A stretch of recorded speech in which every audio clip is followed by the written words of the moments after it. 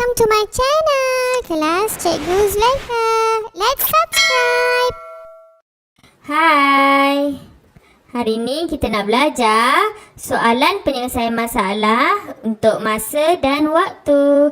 Selamat belajar kawan-kawan. Okey, objektif pembelajaran kita hari ini ada dua. Yang pertama, murid dapat melihat contoh untuk menjawab soalan penyelesaian masalah. Dan yang kedua, murid dapat menjawab sekurang-kurangnya 4 daripada 5 soalan dengan betul. Okey, untuk contoh yang pertama, Suresh dilahirkan pada 21 Mac 1988. Beza umur antara dia dengan adiknya ialah 9 tahun 8 bulan 9 hari. Okey, kita gariskan isi penting dalam soalan ni untuk kita tahu kita nak cari apa. Okey, Suresh 21 Mac 1988. Beza dia dengan adiknya 9 tahun 8 bulan 9 hari. Kita nak cari tarikh lahir adiknya. Okey, jadi bila tarikh lahir adiknya? Untuk menyelesaikan masalah ini, kita kena tahu operasi apa yang kita nak guna. Okey, sekarang ni kita nak cari tarikh lahir adiknya kan? Jadi, tarikh lahir Suresh, kita mestilah guna operasi tambah. Kenapa tambah? Sebabnya dah tentu adik dia lahir lewat daripada Suresh. Jadi, bila lewat, kita kena tambahlah beberapa tahun mengikut beza yang telah dinyatakan. Okey, kita buat bentuk lazim macam biasa. Kita buat tarikh, bulan dan hari. Okey, masukkan informasi yang kita ada. 1988, tarikh hari lahir Suresh bulan 3 sebab Mac. Okey, jadi hari 21. Tambahkan dengan bezanya 9 tahun 8 bulan 9 hari. Lepas tu kita tambahkan je macam biasa. 1 tambah 9 10. Sifar duduk bawah, 1 bawa naik. 1 tambah 2 3. Bulan dia 3 tambah 8 11. Okey, tahun 8 tambah 9 7.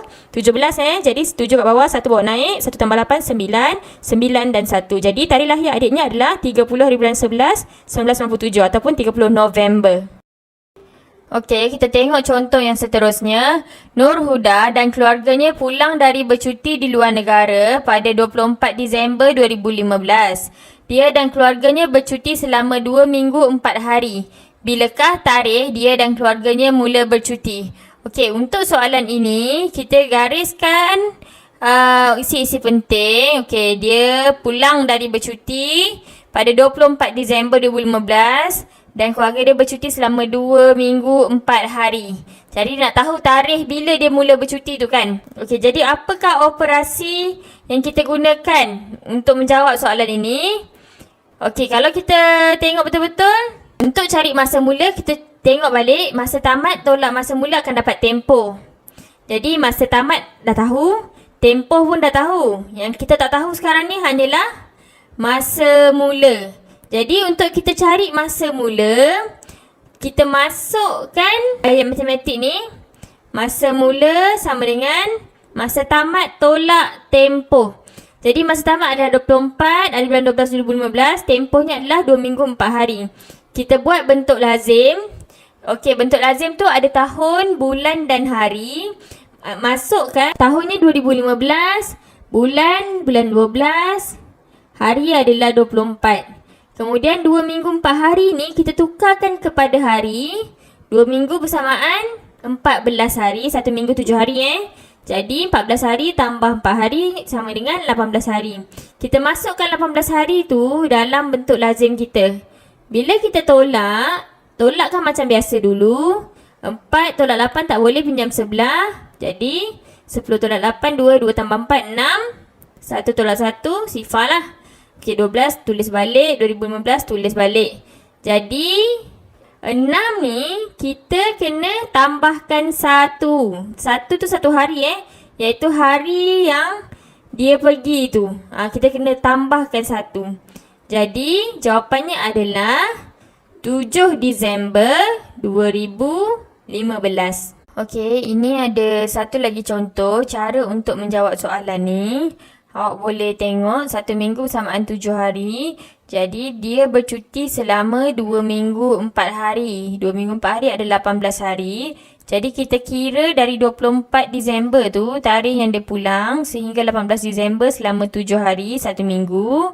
Kemudian 17 Disember sehingga 11 Disember lagi 7 hari. So dah 14 hari. 4 hari lagi tu kita tolakkan dari 10 Disember sehingga 7 Disember. Jadi 7 Disember lah jawapannya, 7 Disember 2015. Ataupun kita boleh kira dari kalender ni. Okey, kita tengok 7 hari bulan tu, kita kira 1, 2, 3, 4, 5, 6, 7, 8, 9, 10, 11, 12, 13, 14, 15, 16, 17, 18. Okey, ni semua adalah 18 hari. Okey, kita tengok soalan yang seterusnya. Encik Hanif menaiki kapal terbang pada hari Isnin jam 23.30 dari Kuala Lumpur ke Istanbul, Turki. Okey, Istanbul berada di sebelah barat dari Malaysia. Beza masa antara Istanbul dengan Kuala Lumpur ialah 6 jam. Penerbangannya mengambil masa selama 11 jam. Pada hari apa dan pukul berapakah Encik Hanif akan tiba di Istanbul mengikut waktu Istanbul? Okey, mengikut waktu di Istanbul. Jadi, apa yang kita perlu tahu adalah jika negara tu berada di sebelah timur dari negara Malaysia, dari negara kita, operasinya adalah tambah. Jika negara tu berada di sebelah barat dari negara kita, operasinya adalah tolak. Okey, jadi kita keluarkan apa yang ada dalam soalan. Dia kata dia bertolak dari Malaysia, dari KL, Kuala Lumpur pada jam 23.30. Hari Isnin. Okey, 23.30 ni maknanya pukul berapa? Pukul 11.30 malam Okey, dia bertolak malam dan perjalanan dia mengambil masa selama 11 jam. Okey, 11 jam dan beza masa dua negara ni antara Istanbul dengan KL adalah beza masa adalah 6 jam. Okey, benda pertama yang kita kena buat adalah kita selesaikan dulu untuk kita tahu pukul berapa dia tiba di Istanbul pada waktu Malaysia Jadi untuk kita selesaikan, kita buat je tambahkan je tempoh perjalanan tu dengan jam dia bertolak. Jadi jam 23.30 tambah 11 jam. Okey, ingat yang jam 23.30 ni adalah hari Isnin. Okey, kita tambahkan 11 jam. Jadi kita buat macam biasa, masukkan dalam bentuk lazim jam dan minit 23.30 tambah 11 sifar-sifar. Okey, 30, 3 tambah 1, 4, 2 tambah 1, 3. Okey, tengok sini. Kalau dah dapat jawapan 34 ni, dia dah lebih daripada 24 jam. Satu hari ada 24 jam sahaja. Jadi apa yang perlu kita buat adalah kita tolakkan sahaja dengan 24 jam ni sebab dia dah merentas hari dah pun. 23.30 ni adalah hari Isnin malam. Jadi kalau setengah jam je dah masuk hari lain, hari Selasa, apatah lagi kalau 11 jam. Okey, jadi kita tolakkan sehari, tolakkan 24 jam. Daripada 34 jam ni kita akan dapat sifar 10. Jadi waktu Malaysia dia tiba di Istanbul adalah pada jam 10.30 hari Selasa. Esoknya lah.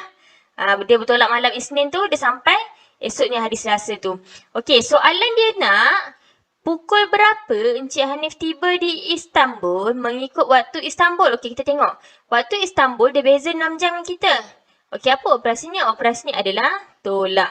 Jadi apa yang perlu kita buat adalah kita kena tolakkan. Jam di Malaysia ni, jam 10.30 ni, 10.30 ni, kita tolakkan dengan beza waktu di Istanbul selama 6 jam. Okey, masukkan dalam bentuk lazim macam biasa. Jam dan minit. 10, 30, tolak 6, sifar-sifar lah. Okey, buat macam biasa, selesaikan 10 tolak 6, 4. Jadi, waktu dia tiba di Istanbul adalah pada jam 4.30. Hari apa? Hari Selasa. Okey, macam tu je. Senang je kan nak jawab soalan ni. Yang penting awak kena tahu dan kena faham. Okey, kita dah sampai bab latihan Okey, ada 5 soalan sahaja yang perlu kamu lengkapkan. Soalan-soalan ni kamu boleh tengok dalam buku teks muka surat 109. Okey, tengok soalan A. Antiri dan keluarganya menaiki feri ke Pulau Langkawi dari Kuala Kedah untuk bercuti. Feri bertolak pada jam 14.20. Mereka sampai di Jati Kuah, Pulau Langkawi pada jam 16.05.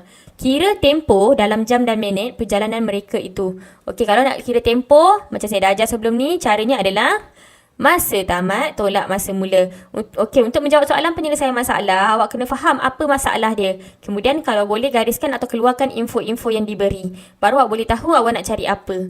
Okey, soalan B. Danish dilahirkan pada 10 November 2004.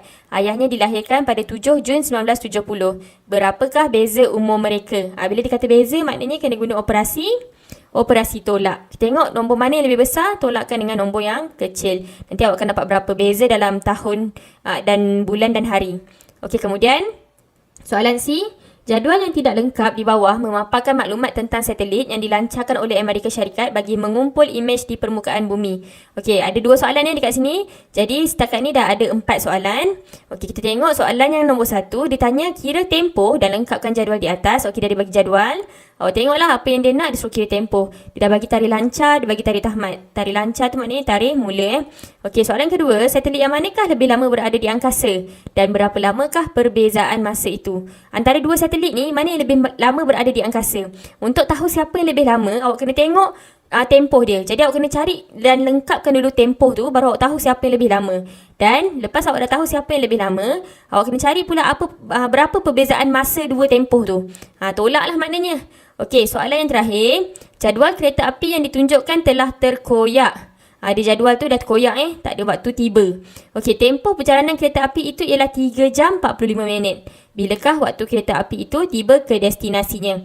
Jadi untuk cari waktu tiba, awak boleh gunakan tempoh dan masa mula yang dia beri. Iaitu tempoh dia 3 jam 45 minit dan waktu mula, waktu bertolak tu pada jam 10.25. Awak susunlah macam mana nak cari waktu tiba. Maknanya waktu tiba tu waktu tamat Okey, itu saja pembelajaran kita hari ini. Selamat mencuba, jangan tak buat ya. Okey, bye. That's all for today. Thanks for watching, guys.